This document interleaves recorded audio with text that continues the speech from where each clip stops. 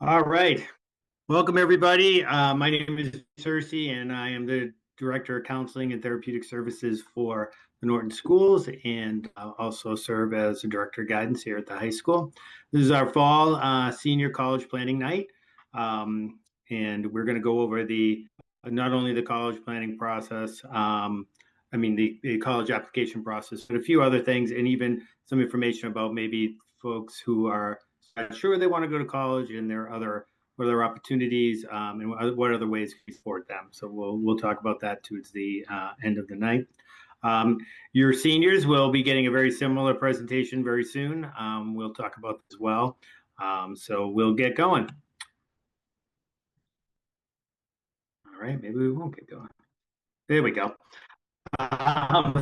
So with us tonight is our three guidance counselors, and I will introduce them as we go along. But Ms. Prue serves the students with last names A to F, and also any students that are part of our Grit or SAIL programs, and provides support to the early college programs that we run. And then we have Ms. Stephanie Bates. She works with students last name G to M, also supports our DHH, STEP and dual enrollment programs. And then finally, Miss Kelly Bonham, last names N to Z, and she helps out with reads in the best programs as well. And then we have Miss Heidi Kazinsis, who's referred to as Miss K. She's not with us tonight, but she's our school to career specialist. She runs a lot of different kinds of programs, and we'll talk about that later on. She kind of supports us and supports our students. Daniel Marsha is our administrative assistant. He is the man up front when you come to the guidance department.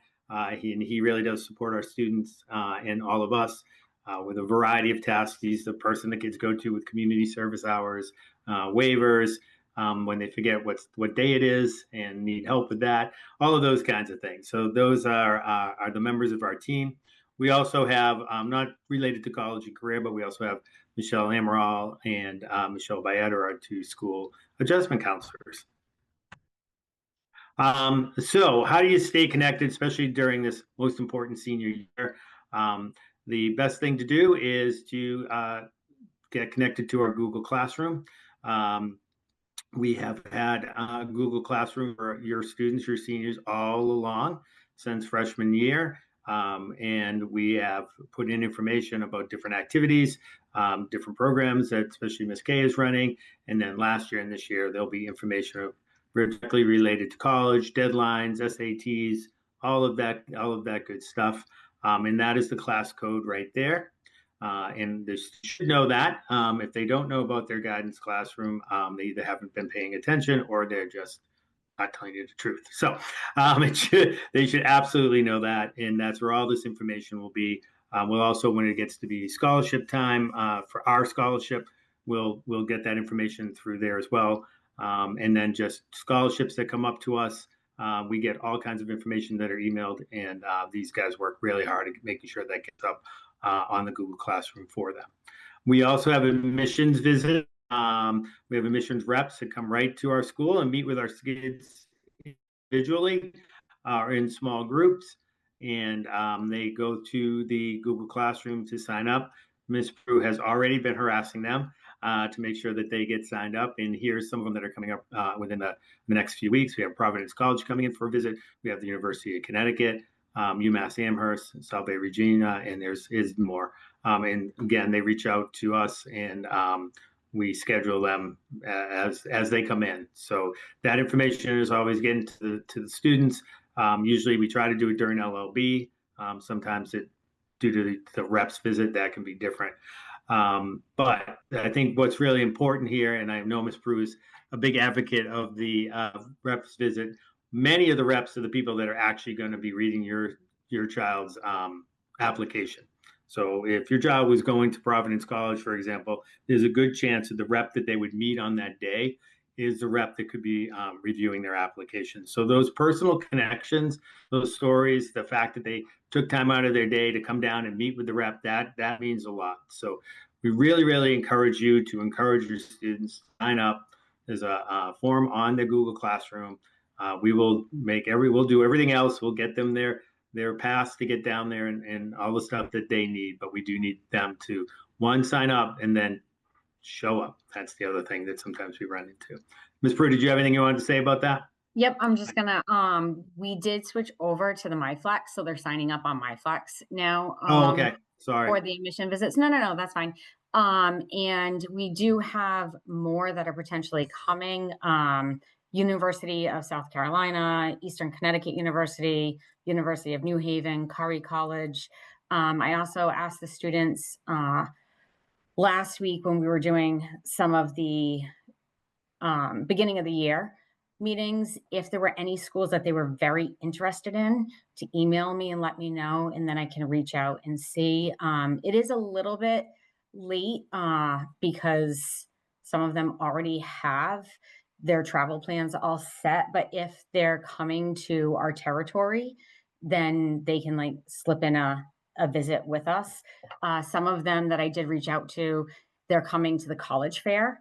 So like UVM and some of the other schools, they're definitely going to be at the college fair, but 100% definitely if they're applying to PC or UConn or whatever school, come down and meet them because it's a huge benefit. But that's all. All right. Well, you're up anyways. This is your part of the presentation. So there you go. You can take right over.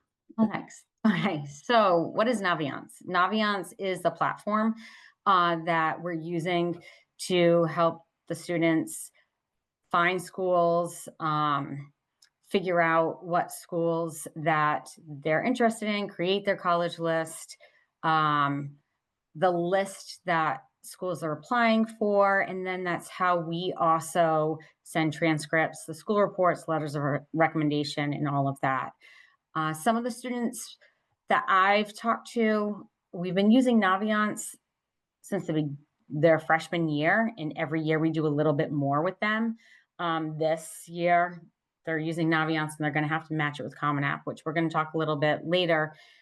But because they're like, well, the high school, you guys are the ones that are sending transcripts and that sort of thing, they're really not putting all of their colleges into Naviance at this point. I've met with some students and they're not. It's really, really important because that's how they talk to us.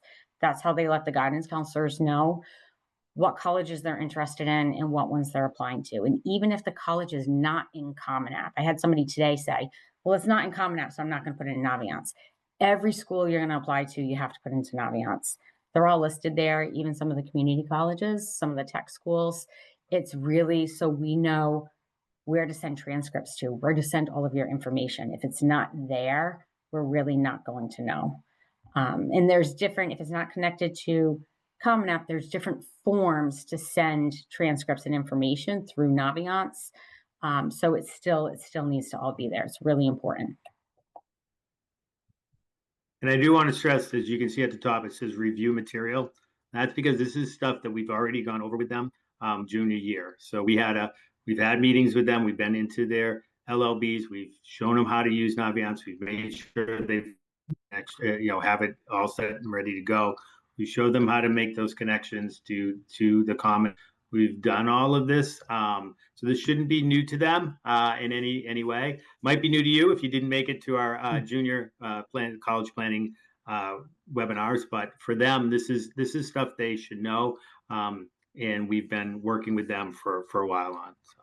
Actually, last year at the end of the junior year, we said their homework was to use the Supermatch and create those lists. And so we went through all the steps for that. And there's videos of how-to videos on the Google Classroom if they forgot how to do it. But I know we already touched upon this, the college rep visits. So they're going to be coming to the high school. Typically during LLB, they're down in the guidance office. They sign up through MyFlex. I literally blasted tons of stuff today. I put it on the Google Classroom. I put it on the thread. I sent out an email to the students. I sent it to all the teachers. Mrs. Bray put it on her senior Google Classroom. I asked all the junior and senior teachers to remind all the students because that's how important it is that if they are interested in any of these schools applying, it's really important, especially if you're kind of on the cusp, right? You're just paper to them, and really putting a face to the name and having that personal connection can really put you over and could possibly help you get accepted. So it's really, really important to make these visits.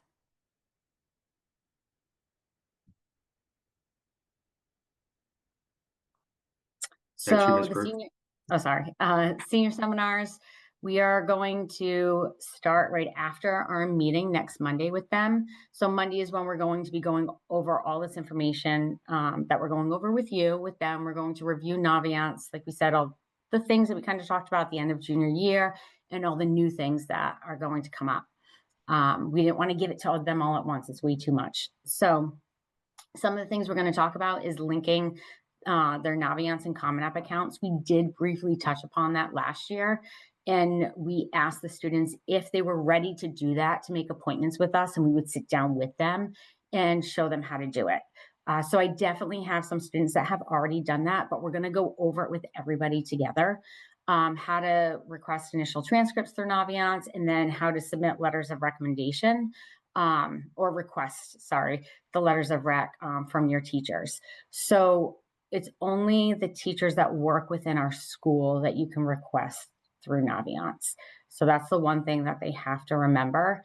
And then when we have our individual meetings with them starting after Monday, we're going to sit with them individually and kind of go through all of these different parts as well.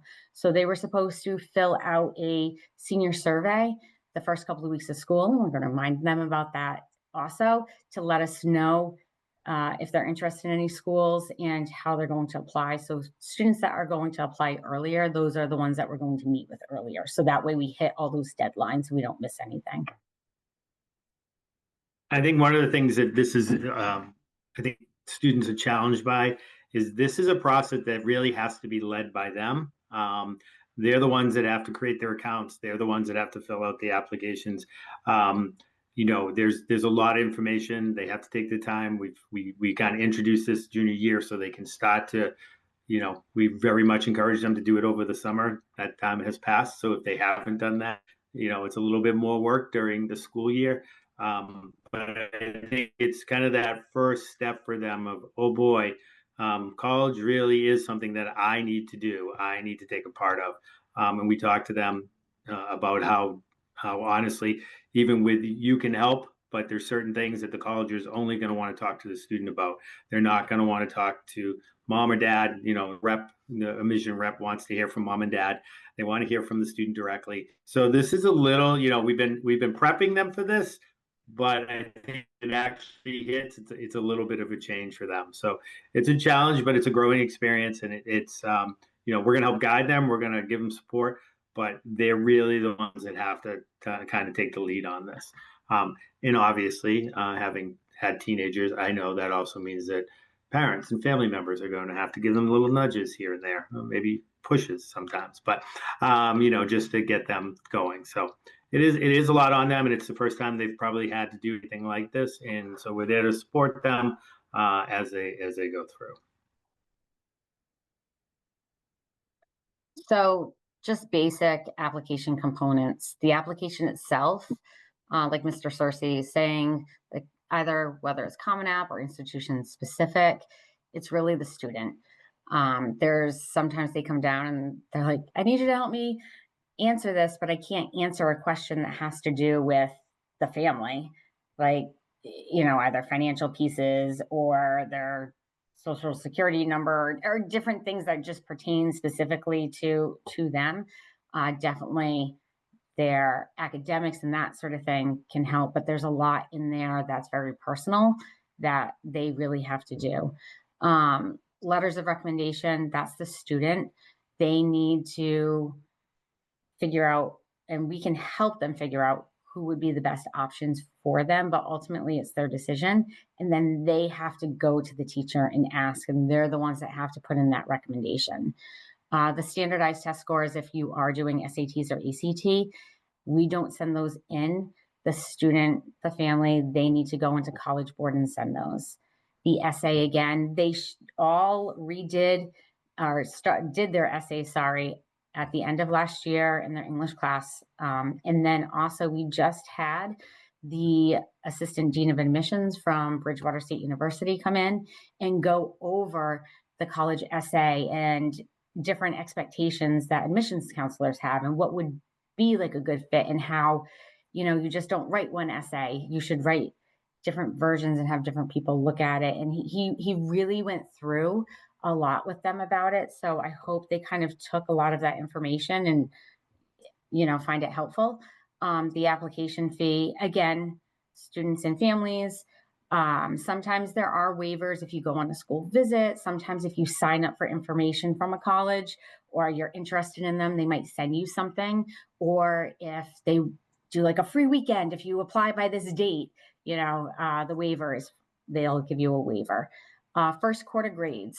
So there are some schools that require it. Not everybody does. Sometimes it's specific to the student. So if they're questioning whether or not you're a good fit and they kind of want to see how you're doing senior year, they might ask for the first quarter grades. So if a student gets an email saying they need the first quarter grades, they need to let us know. It's not an automatic send, and then we send them on. The FAFSA or the CSS profile, again, all that financial piece, that's the student and family. And I think sometimes families will say, well, why don't you just list, of colleges that require first quarter grades, or why don't you have a list of colleges about this or that? I need to tell you the requirements, the things that they are asking for, they change constantly. And as you all know, there's thousands upon thousands of colleges. So we do our best to keep up on that. I'm sure my counselors know some of the schools or some of the programs that might require first quarter grades. But again, it changes constantly. This is one of those things where it really is on the student to make sure they know all the components of what it means to apply, not only to that school, but sometimes to a particular major within that school. Again, we can help guide them and we can talk about it, but especially if it's not a common school, we may not know. So again, some of that does fall on them, and we try to help and do the best we can as well.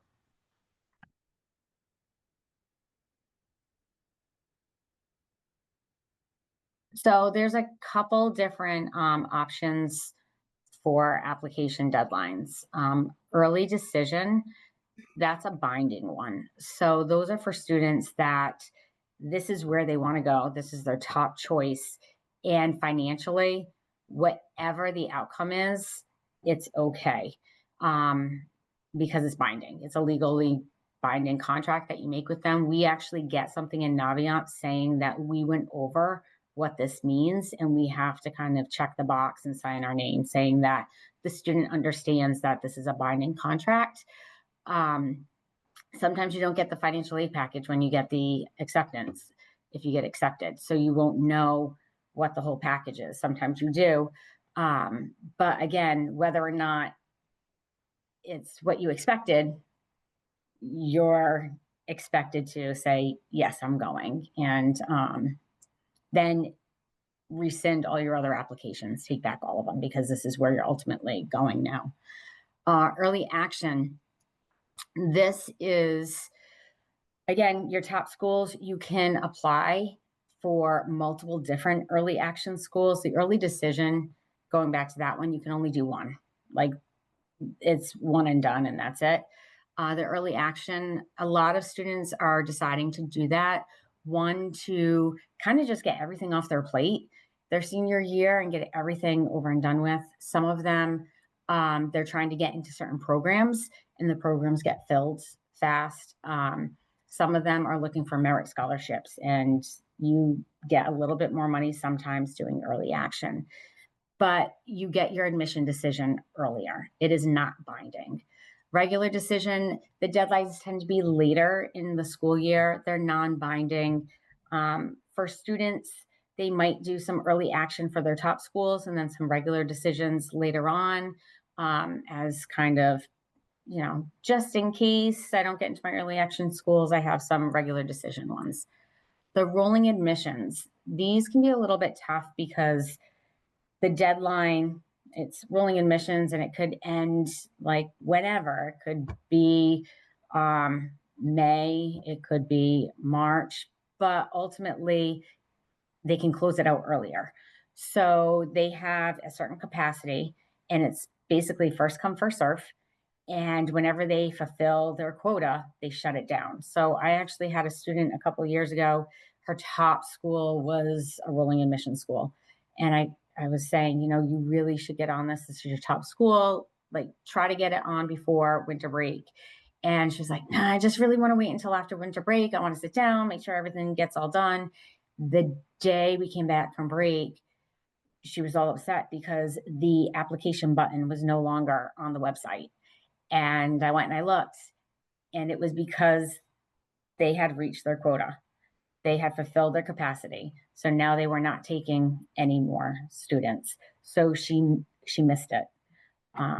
So rolling admissions, if that's something that your student is looking at, I definitely wouldn't wait. I would try to do that sooner than later. Direct admission is something it's becoming a bigger thing. Really, when the students put all their information into Common App, sometimes this will just pop up, and you've met certain academic or demographic requirements, and based on that, you are automatically accepted into a certain college. This also I think it's Big Future off a College Board.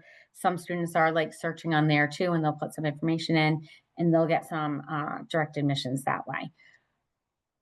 And it's great. The only thing is, especially if you are doing it on a different platform, they need to put into Naviance that they've been accepted to the school, because we still have to send transcripts later on.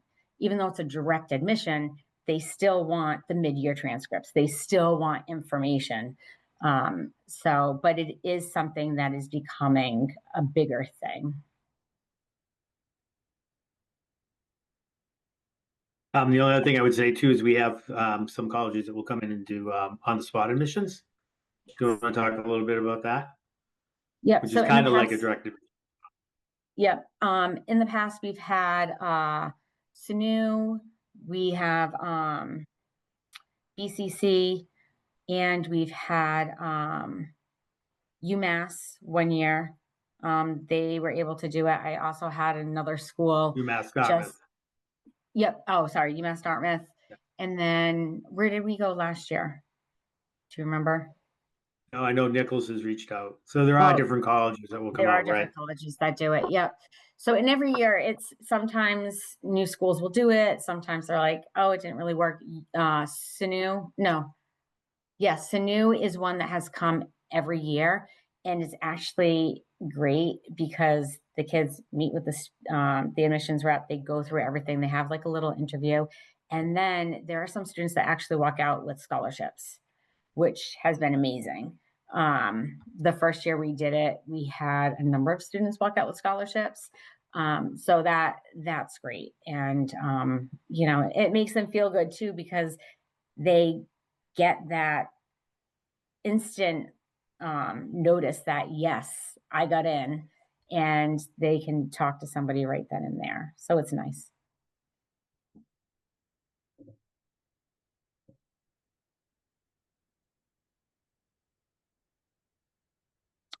So when they're creating their lists, we always say, like, try to do these 3 different categories. There's the reach, the match or the target, and then like the safety or the probable. And again, going back to Naviance, it's nice because there's a scattergram where the student can see where they fall within the range. So our reach school would be the college's range for test scores, GPA, everything they're kind of looking for. It's kind of above what you have. It's your dream school. We really don't recommend having all of your schools as reach schools. It's great to have a couple, because if you're doing, and again, they just don't look at your transcript, but if you happen to do SATs or ACTs, right? So maybe your transcript makes your GPA, makes it a little bit of a reach, but then you do well on the test scores, that will bring it up a little bit more. If you have an interview, that sort of thing can make it like a better kind of situation for you. But really, those are the schools that you're a little bit below where their average is. The match and the target is that you're right in the middle of the range. So again, going back to that scattergram, all the green checks where, all the students that applied and got in, you're right in the center. You're in the middle of the range of all the freshmen that kind of applied from Norton. And then the safety and probable is that you're well above all the average scores, GPA, all the requirements, everything that they're looking for. And again, every student's different, and they're going to look at different colleges for different reasons. And maybe it would be kind of a safety school, but because the program you're looking for is more rigorous and harder to get into, it actually makes the school a little bit more of a reach for you. But we try to have them have have a range. So have a couple reach, have a couple match target, and have some safety. So that way they're just not applying to one kind of category.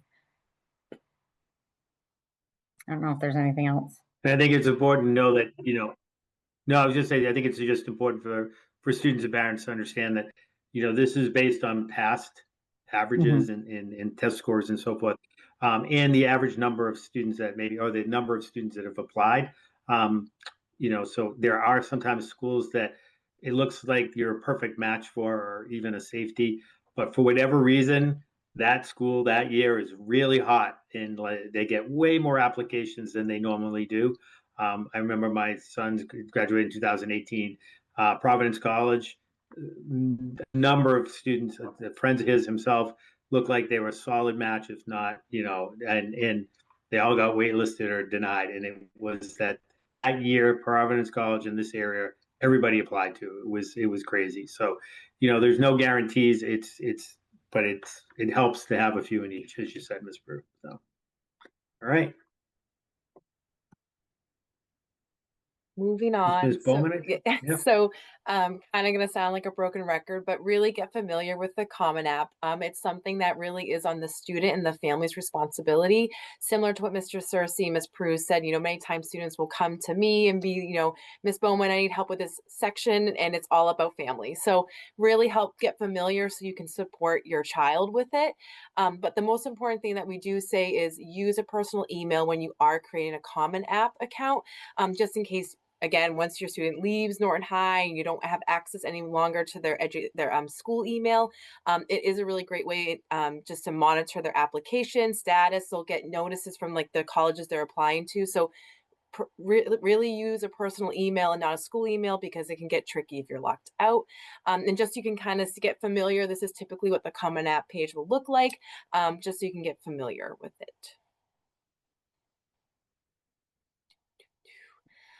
So again, sorry, Vinny, can I go back just quick, because this is something that I found with a student that I met with today, because they redid the Common App the way that it looks, and it might be different than when some kids, that little I that's up near the X, if you click on that, it used to be when you went to show more details, it gave all the information about like how many letters of rec you needed and all that kind of stuff.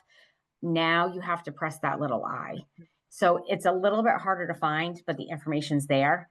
And I just found it the other day and it took a while. So I wanted just to kind of put that out there, because if your student's sitting here being like, I know it was in here and I don't know what happened, that's where it is.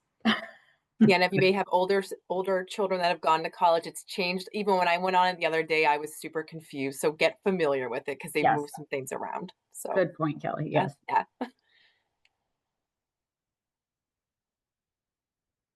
So again, it really, really is important to match your Naviance accounts to Common App.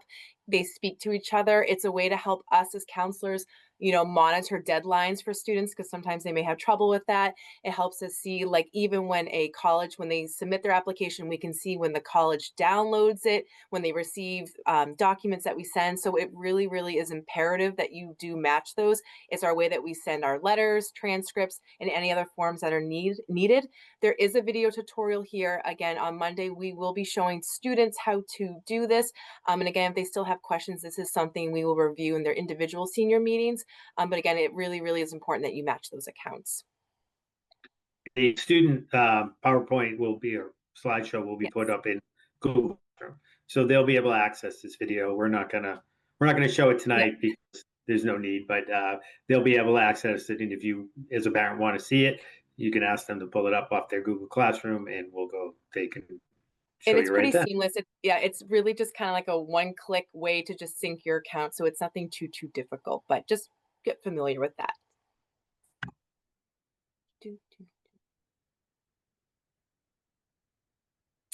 So again, to be redundant, most important thing, I think the biggest takeaway from here is create a common app, whether it's after this meeting or sometime over the weekend, if it's, like a crappy weekend and it's raining or something like that. But really, that's like the one thing I say take away is just create a common app and get familiar with it. Again, using a personal email address. They've changed it a little bit. I would say the most important info to start, putting down is like education. Like it's going to ask like, where have you gone to high school? It could be all 4 years at Norton High. There's some students who's transferred to us. So start filling that education information just to kind of get it out of the way. And I always recommend at least look at one college to put on your common app list. That way you kind of can get familiar with seeing what the deadlines look like. It will have like information of maybe certain schools might have essays that they want you to fill out.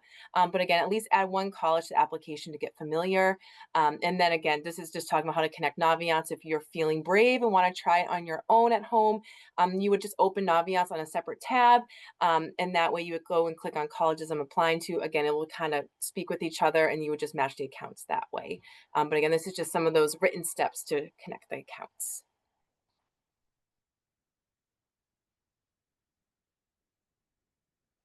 So the FERPA waiver, this is something that I always meet with students and kind of talk about because some students may never have heard of what FERPA is. And if you're not familiar, that is the law that does protect the privacy of educational records when a student is at a public school. So this is something that's really, really important for students to review. And again, if they have questions, we're happy to kind of talk further of what it really means. But it's something that it really essentially waives your rights to,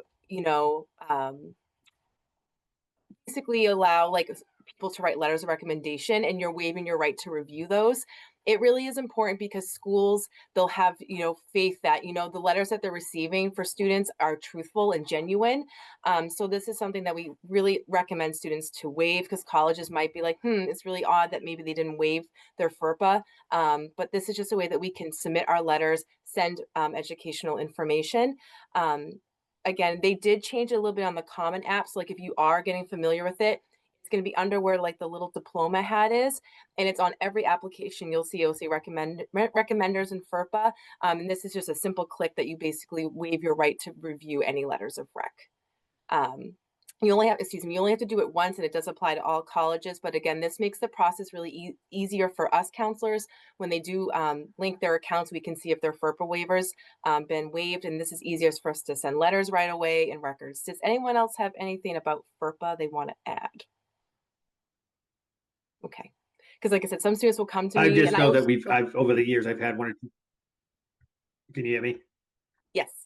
I would just say that on occasion I've had parents ask me about this, and say, well, I would like to see what people are writing, or my child would like to review it with the teacher.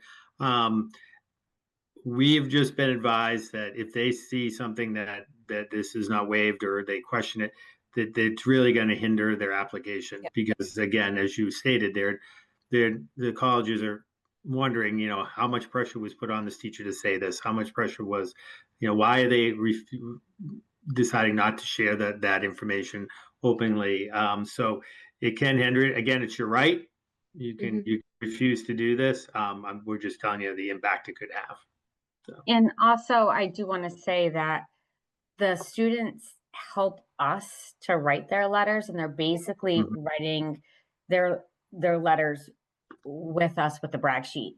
So filling out that brag sheet, which I'm sure, will come up again, but they're going to put in all the information that they want us to talk about. And a lot of the things that we do in our letter is honestly kind of redundant. It's, what's their GPA? What kind of classes are they taking? And then we try to take as much as we can from the brag sheet to make them look at the best that they can. So that's why that brag sheet is so important. Some of the students, we tend to know a little bit more than others, but even some students we know really, really well that they may have done something that we didn't know about. And that's the time to honestly like brag about themselves, like to tell us all the great things that they've done. And that's the stuff that goes into our letter of rec. So really, when you read our letters, it's coming from their academic record, everything that's kind of on their transcript so that they would see anyways. And then it's also what's in the brag sheet. And then they give the brag sheet to the teachers too. And then we always tell them, when you go ask for a letter of rec, you're going to go ask for one from a teacher that you have a great relationship with, somebody that has seen something positive in you. So you feel comfortable that they're going to write something great about you. So with all of that, students just feel comfortable to sign it because they're not, thinking that there's going to be anything negative. Everything's going to be positive because that's what we're putting forth. And that's what, they're going to people that have that kind of relationship with them. And I would say, I know this is about FERPA, but while we're talking about the brag sheet, I think it's really important this is one area you really can help your student, because, to be honest, a lot of teenagers don't think to brag about themselves, right? Or they don't feel comfortable doing it. And so helping them kind of understand what it is that they can brag about. They may not, I don't know, think that something they did with their church is really that important, or that, oh, they volunteered and helped with their, younger sibling soccer program. And we may not know it. If we know it, we're definitely going to tell them to put it on there.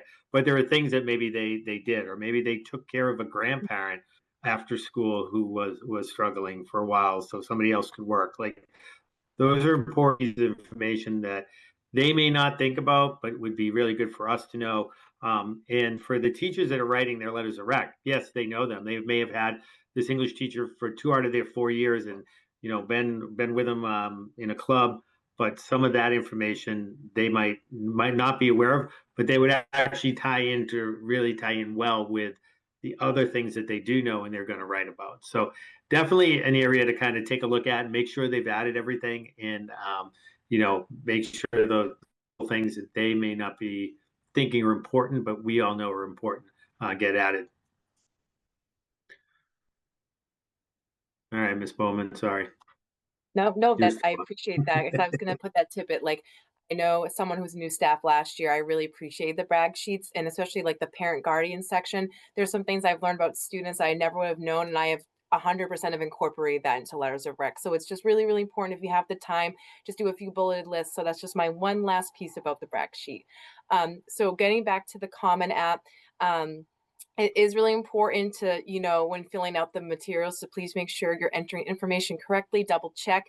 Capitalization, punctuation, and proper grammar still matter in applications. There was a lot of times, like last year, students wouldn't capitalize their name, or they would like write something that was a little funky. So it still really matters. It's representing you, even if, it's all digital, but just please double check that everything's spelled correctly and you're capitalizing your name and all that good stuff. Say, just like the rest of us, they especially if they're going back and forth and looking at it and making changes, having another set of eyes is really important. Just like, I mean, I often ask the folks on this screen, hey, can you take a look at this for me? Because I want to make sure I haven't missed anything. I've looked at it so many times. So again, I think this is a way of supporting your child through this. Doing it for them, but doing that kind of basic editing can be helpful.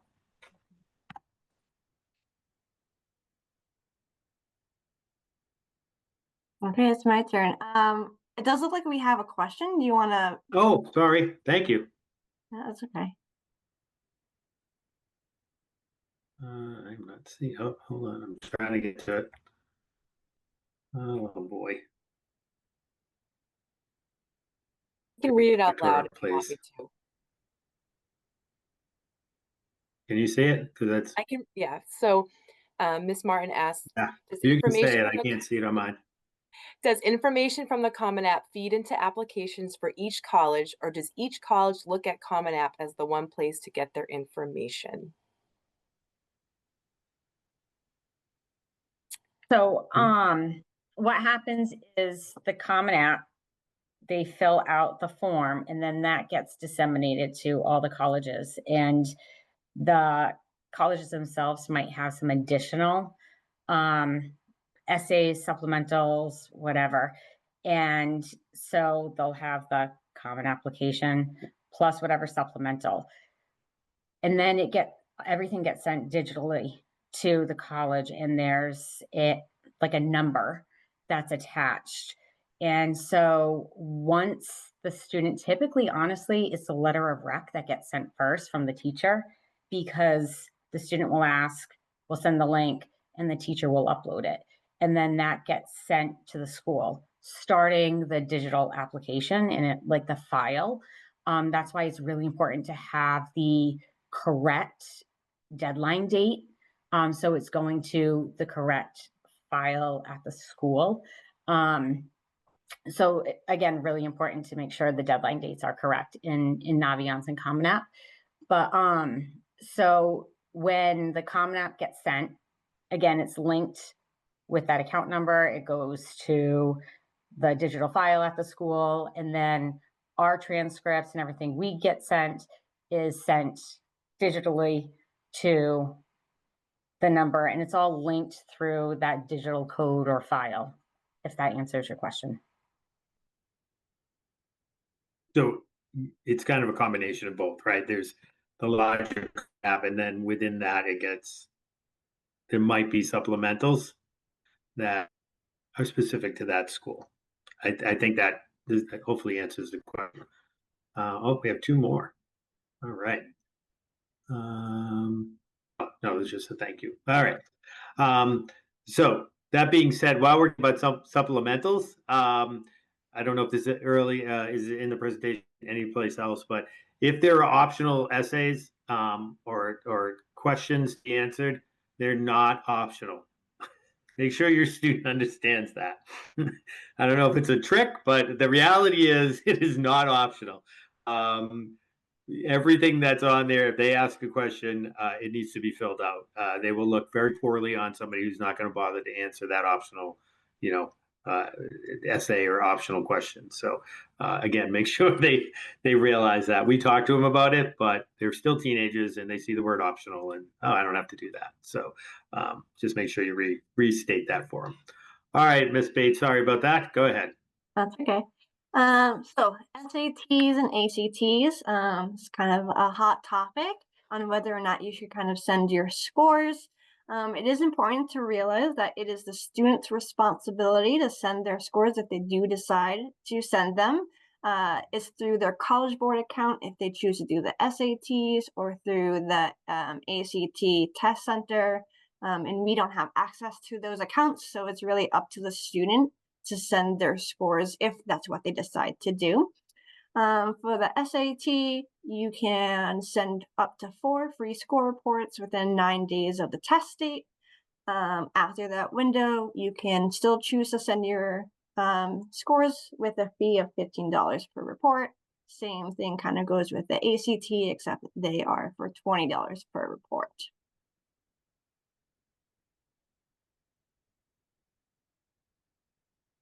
Oh, there we go.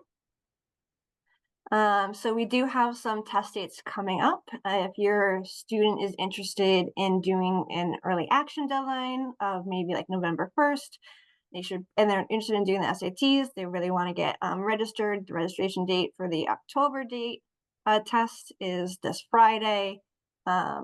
You usually can get the scores by November 1st with that October date. It's not guaranteed, but they start coming out with scores pretty early.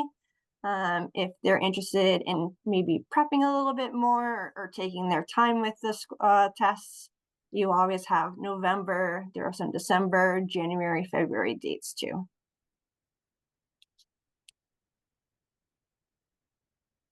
And with test optional policies, this has kind of been commonplace since COVID. Many of the colleges do a test optional policy, so that means they don't require students to submit their scores. It really depends on colleges now. Some more Ivy League competitive schools are moving back to requiring SATs and ACT scores. So it's really important that you do kind of look into what kind of test policy they have. It's been changing a lot in the past year or so. And one thing to do is you're like, me, I took the SATs and they're not sure if their score is worthy of sending. Just make sure that you research on the college website. They typically have their average score.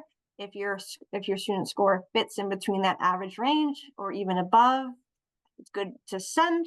If they are below those average scores and it's test optional, we definitely recommend not sharing those scores, as it can hurt their application. And if you have a hard time finding what scores are kind of in the average range, definitely reach out to their admissions office and they should be able to give you their recommendation. I just want And to I say, do think, yeah, so sorry. I was going to say about go ahead. Go ahead.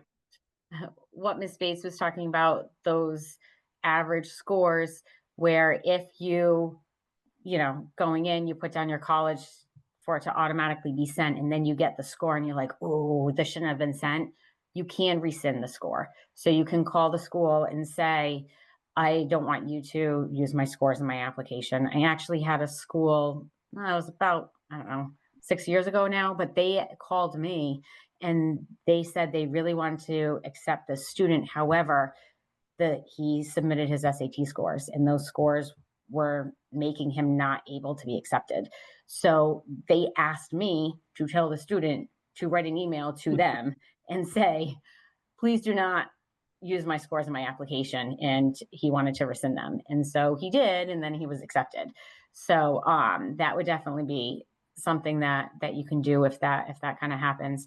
The other thing is I would check, because schools are all different. Like we keep saying, some schools, if you're taking the test and the scores aren't sent right away at the deadline, some schools will accept them, and some schools will say your application is not considered complete unless everything is there. So if the SAT scores are required, you need to make sure that whether or not they need to be there at the deadline, or you can get them there a little bit later. So just make sure about that. And then last thing I would just say is that if you're applying to maybe like a nursing program or an engineering program or a business like one of those, a program within a school, the school itself may not require the SAT, but the program may. So you really need to look at both requirements for the school or the college, and then the school within the college, the program within the college that your student is applying to, because those requirements may be different. The GPAs may be different. The SAT requirements may be different. So that's it. Sorry.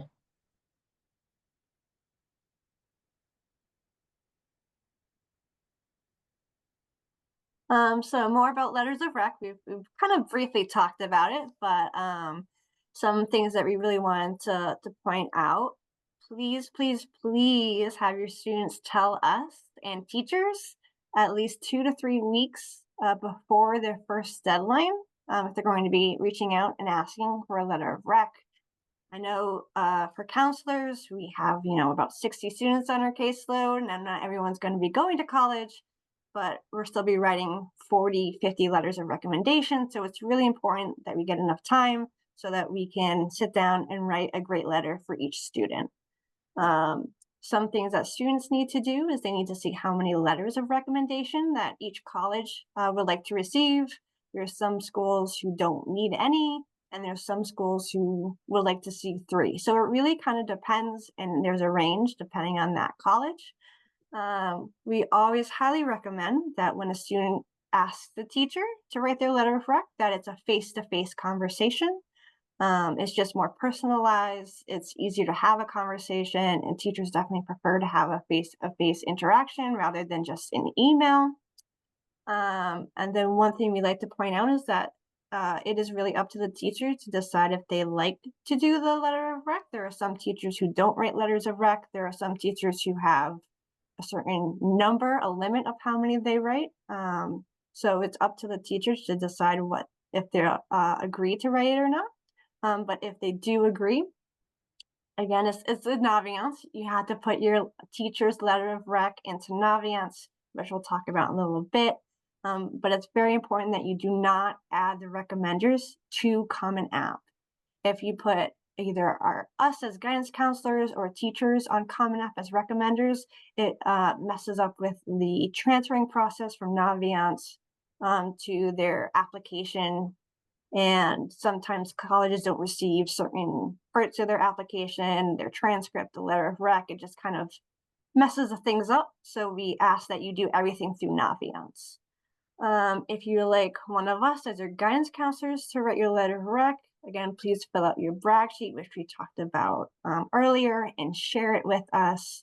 We have electronic copies on our Google Classroom available for students, and we also have paper copies down in the guidance lobby if you just want to get one of those. If you're submitting a letter of rec from someone outside of the Norton High School staff, so maybe there's a coach that you want a letter of rec from, or a boss or a mentor, that's perfectly fine. Again, just make sure that you're thinking about how many letters of rec they're going to be looking at. And then for those outside letters of rec, you have to provide them with stamps and postage to actually send their letter to the college, or even an email to the college with their letter of rec. We as counselors can't send it through Naviance because they don't have a school email and a Naviance account. So it's important that you provide them with the information to get their letter to the college that you want them to go to. One thing I would add too is that sometimes students will say, you know, I'm going to get 4 different people or 5 different people to write me a letter, and I'm going to make sure that they get sent. You know, all 5 get sent to a school. Some schools only want, as Ms. Bates said, 1 or 2, and they'll read the first 2. They may not be the ones that are the strongest. You really want to make sure you send the right numbers along. And then here we have how to do it on Naviance. Pretty simple, and we'll again show students how to do it in our individual meetings in our big assembly on Monday. But it's just a drop down. You select which colleges you want your teacher to go to, their letter to go to. Make sure you write a little personal thank you note, and then you can hit submit, and they will be sent to your colleges. One thing that is very, very important, that if a student adds colleges after their initial time of doing their letter of rec, so let's say they're going to add all your teachers tomorrow, and you have 5 colleges you're interested in, and then right before the deadline you add a 6th college that you didn't think you're going to apply to, but now you really want to, make sure you go back into Naviance and add those teachers for that letter of rec for that additional college. Otherwise, they won't get them.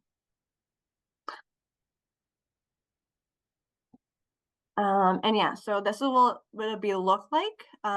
So if it's requested, if it's in progress, it tells you which school and what teacher are going to be going to. And if you have to cancel a request, you can do it right there. And then finally, we have a video tutorial. If you want to look at that, again, we'll be posting this slideshow in the Google Classroom, so you can take a look at that video there.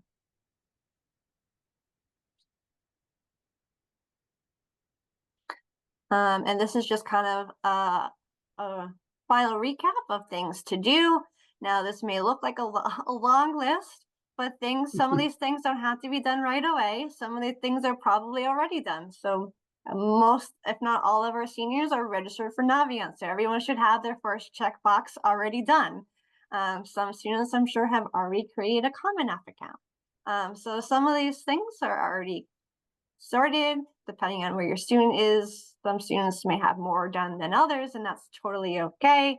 If your student is interested in early action or early decision, we have 6 more weeks at least to kind of figure this out. And then if you're interested in regular decision, we have months to get this all done. So it does look like a lot of work, but if you do little bits here and there, it'll be okay.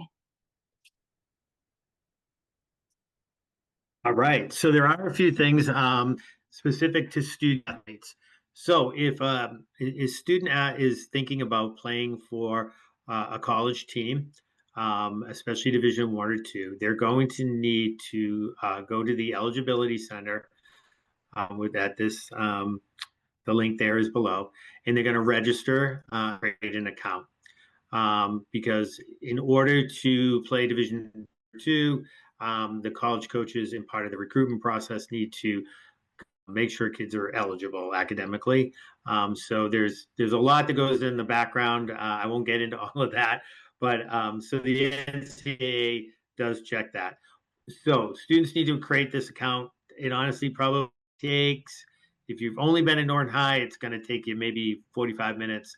If you've been at multiple schools, it may take you a little bit longer because there's some information you'll need to add. And then what is really important is that student let me know. So they need to email me, Mr. Searcy, or Sky and see me, or let their guidance counselors know. Because what happens is then I have to upload a transcript. Typically, many student athletes, especially those who have been recruited, they know this and they've already created this account. And we do this all in junior year.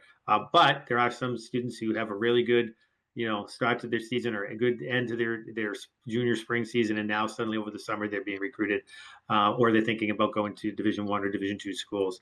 They need to let me know so that I can send their junior transcript, and then after they graduate, I send a finals transcript. The other thing to know here is when you do create that account, you will be asked to send your SAT or ACT score, or you may be asked to send your SAT and ACT scores depending on the college.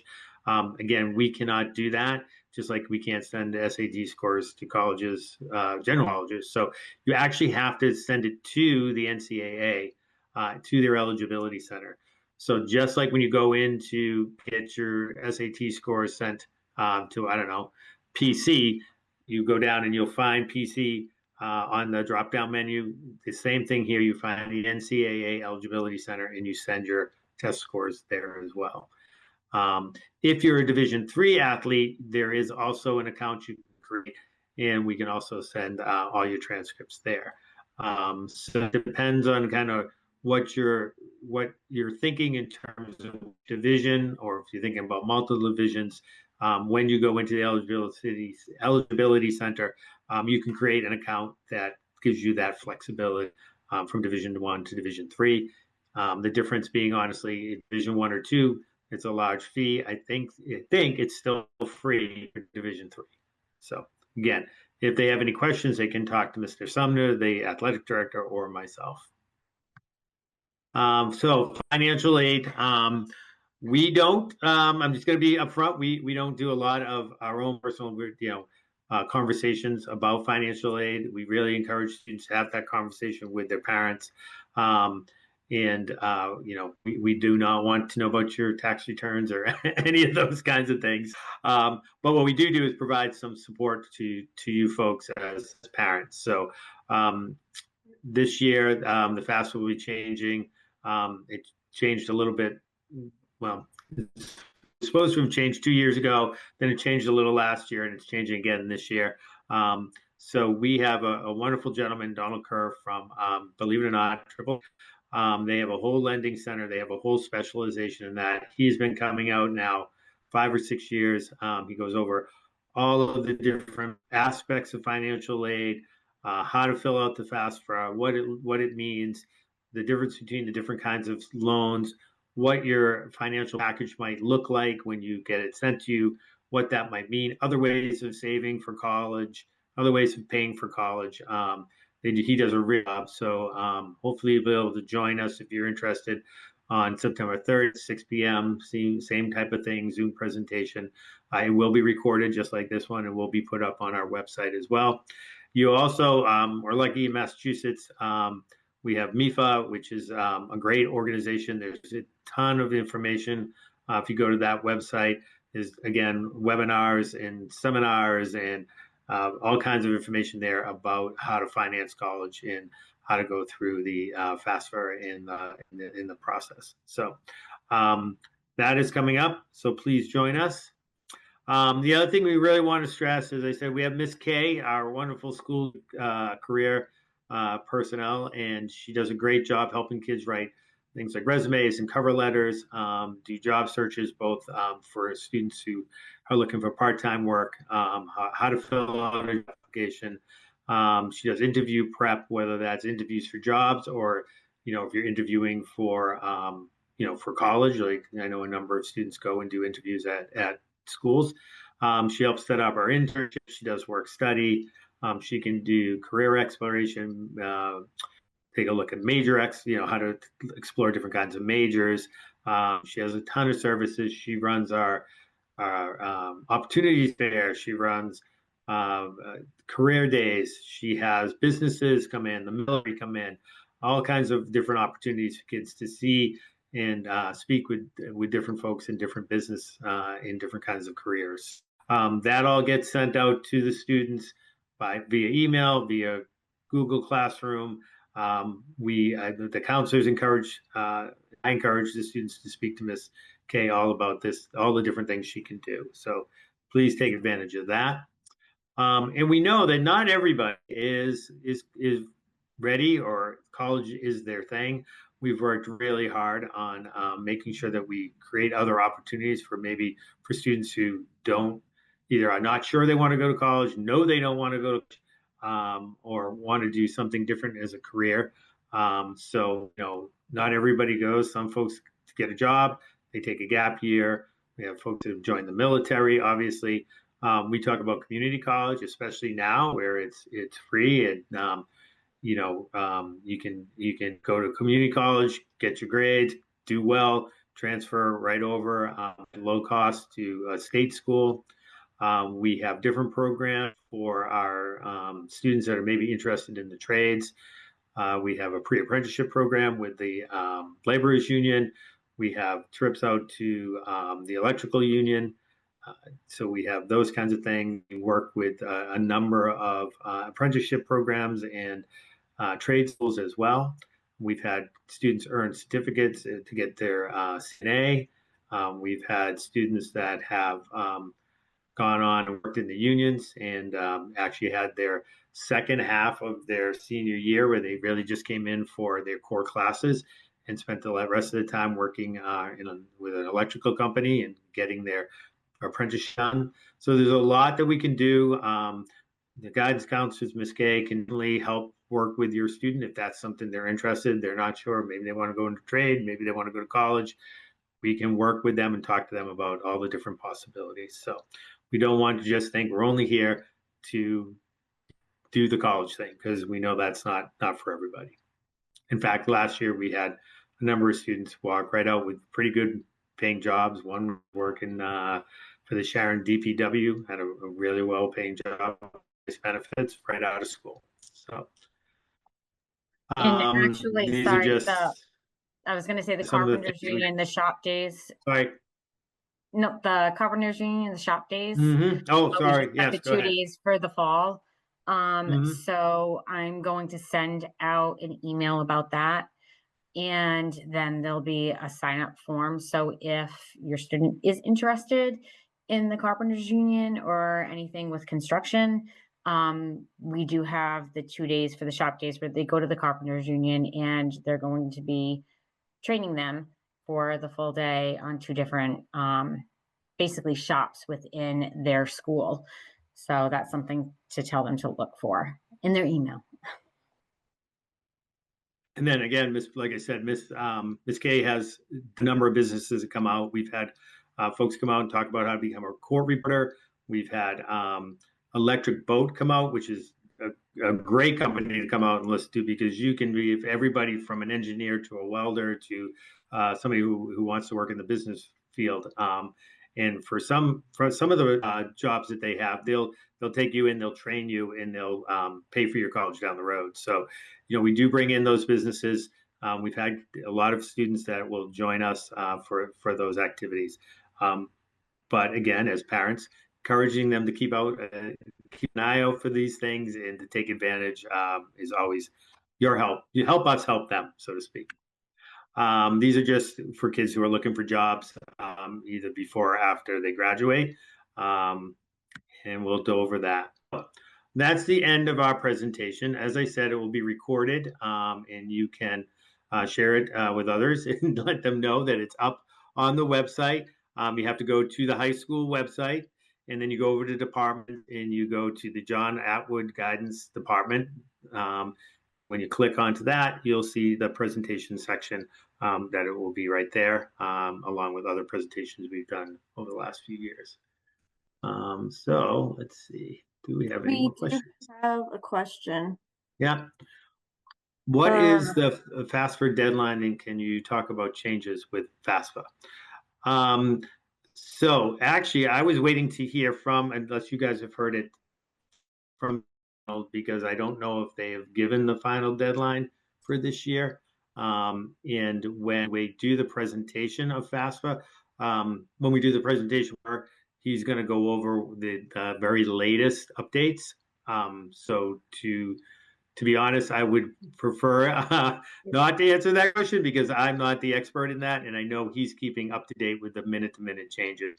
I don't know if you guys have heard what the new deadline is going to be for this year. So I was just going to share in the chat because I did just look it up on the FAFSA's website. So technically, Yeah. the last day to submit it will be June 30th, 2027. But there's a caveat to that in the sense of for Massachusetts, the priority deadline would be May 1st of 2026. So right around when students are graduating from Norton High. It's also important too that each institution will have its own FAFSA deadline. So I always say the earlier you fill it out, the better. I remember I had some students last year, like sometimes financial aid can take a while to hear from. So the sooner the better. But again, for Massachusetts, it is May 1st, 2026. So I think as far as I know, it's open and still they're targeting October 1st for this year, but that Yes, that when changed I a couple looked of at it times the other last year. day, it said October 1st. So Yeah. that's the last I heard. So that's good because I think last year they said October 1st, then December 1st, and then I think it was December 31st or something like that by the time they got it open. So I'm not trying to avoid the question. This is why we bring in Mr. Kerr and other folks because they're true experts in the area. So again, that if you can't make it 30th, we will have that presentation up for you to review. So all right. Any other questions from the folks out there? While I'm waiting to see if there's any questions, I just want to thank Ms. Bowman, Ms. Bates, and Ms. Prue for taking time out of your evenings and joining us today. We really encourage parents and students to come down, meet with us. These three women are super, super busy, but they always make time for, find a time for their kids. When they come down, if let's say Ms. Bowman is tied up with somebody else, there's a QR code. The students can actually use the QR code to send an email to the individual counselor. They'll get that email, and it's going to ask them like, what is it they need, whether it's a personal matter or a college matter or a career matter. We will definitely get them met with. So other than that, let's see one last look for any questions. Do you need a different FAFSA login for each child you have? So my understanding is each child has to create their own account. And so you will have a different account for each of your children. Yes, it'll be a different process. Again, Mr. Kirk will go over all of that in detail. All right. Seeing no other questions, thank you, everybody. I hope you have a good night. And again, reach out to us if you have any questions about the presentation or anything else.